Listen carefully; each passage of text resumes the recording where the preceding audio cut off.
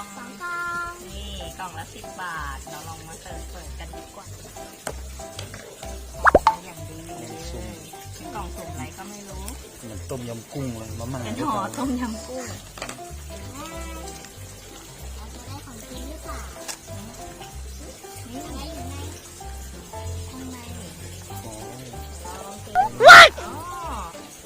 เป็นเยลลี่ภูเขาไฟกับยางมัดผมไม่มีแล้วข้างในไม่มีแล้วแค่2 อย่างไม่มีซอสเป็นเยลลี่ภูเขาไฟนี่เป็นเยลลี่ภูเขาไฟเดี๋ยวลองแกะมาชิมกันดีกว่าใช่เปิดได้แล้วเยลลี่ภูเขาไฟนี่เป็นอย่างนี้ชิมดิไปยาชิมเลยให้พี่ยาชิมเด้งๆเลย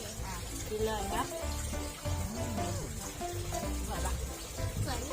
เปรี้ยวๆไม่มีความเปรี้ยวจืดเพราะมันไม่มีซอสอ๋อจืดแต่มีความหวานนิดๆหวานหน่อยๆก็ยางมัดผมแล้วผมแล้วมากล่องที่2สีเหลืองคุณนะตัดเลยกล่องก็จะมี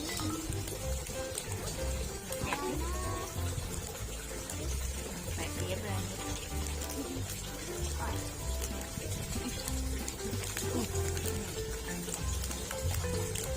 เหมือนของอันใหญ่อะไรนะเทมาเลยแล้วก็เทออกมาเลย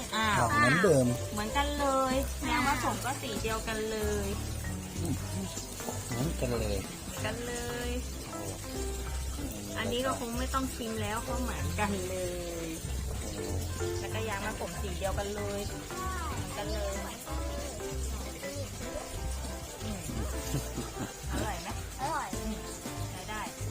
เหมือนกันเป๊ะเลยเหมือนกันเป๊ะเลย2 กล่องเราก็อย่าลืมกดไลค์กดติดตามให้ด้วยนะคะบ๊ายบาย